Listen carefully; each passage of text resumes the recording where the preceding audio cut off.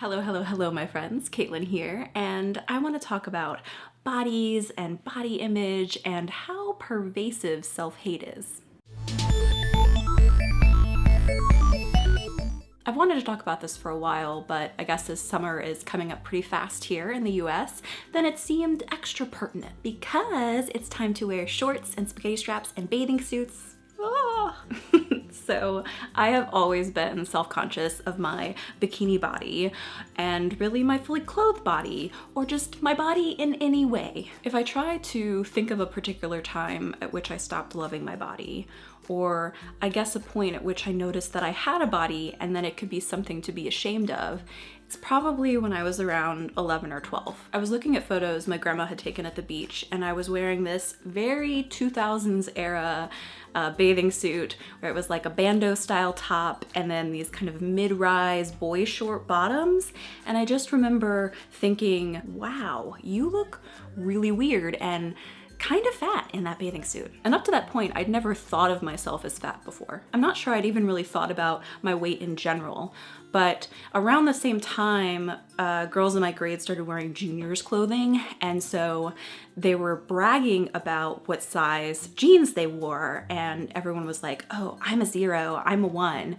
And when I started wearing juniors jeans, I was very firmly a 7, and that just seemed monstrous to me. Now, by the time I went to high school, so when I was 14, the kind of preteen puberty was starting to fade, and I grew a few inches, and just generally my proportions started to even out. Like when I was 11, I was pretty rectangular with just kind of oddly placed lumps, and I knew that that looked wrong. But by the time I was firmly a teenager, I started getting a slightly hourglass figure where my waist was smaller than my chest or hips. But somewhere in there, the damage had been done, because in my mind, I was fat, despite weighing only like 110 pounds at 5'7". So I was always sucking my stomach in and making sure that there wasn't any kind of hint of a curve anywhere near my stomach area, or a love handle over my very low-rise 2000s era jeans, or God forbid, if I bent over and there was any kind of roll. So despite the fact I wasn't even close to being fully developed,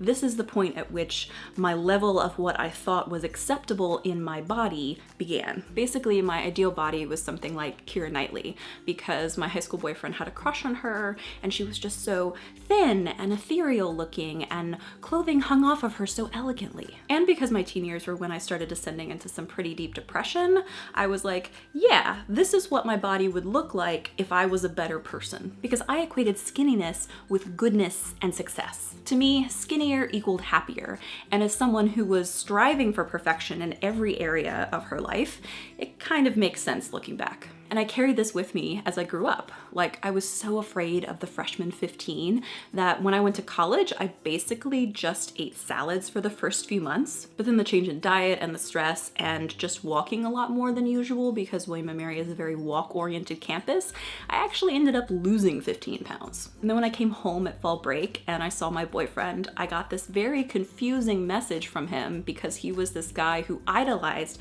this super skinny woman, that I was less attractive now, having lost some weight. Though to be honest, it was totally because my boobs got smaller. Boys are dumb. But in my head, I still wasn't skinny enough. So when that high school boyfriend and I finally broke up, hallelujah. And I liked another guy who I was friends with at college. That summer between the breakup and then seeing the guy I liked at college again, I was obsessed with my weight, because I felt like I wasn't worthy of being with him unless I was thinner. Like, he was very naturally skinny, and still is, because he's just blessed with this super fast metabolism. And he also thought of Keira Knightley as his dream girl. Well, also Scarlett Johansson. I don't know what it was with late 2000s boys and Keira Knightley, like Pirates of the Caribbean, I guess? But unless I got a boob job, I was never gonna look like Scarlett, so my only other option was super thin Keira. I have very distinct memories of waking up in the middle of the night that summer because of anxiety, and getting up and doing like 100 silent as possible crunches on the floor of my pitch black bedroom in hopes of getting rid of the little pooch on my belly. So I hope I don't have to say this, but I will anyway.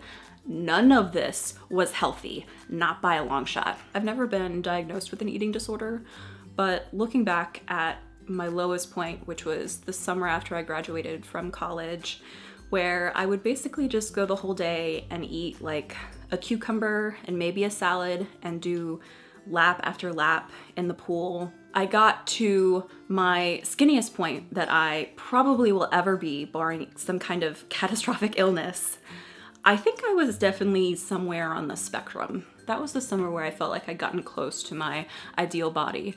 Like I could wear a small and a junior's bikini, and I just felt like I wasn't taking up any extra space and that my body was getting close to just feeling non-existent, and I guess that was the goal. But it was also when I was at my sickest mental health wise. Okay, I realize I've talked a lot and I've really only gotten like halfway through my story and experience of struggles with body image. So I think this is gonna be a two-parter. This has all kind of been how a young, naive, happy-go-lucky kid who didn't even really think much about her body went to a severely depressed, body-conscious young woman. And this video isn't so much an advice video as it is, hey, this is my experience, and maybe it's like your experience either in the past or right now. And I hope I've gotten it across that this was not a good experience, and that if you are hurting now the way that I was hurting then, and to be honest, still hurt and struggle with now, that you are 100% worth more than what you weigh or what your body looks like. But we'll talk more about this in part 2, which won't be next week because I'm going to water country for the opening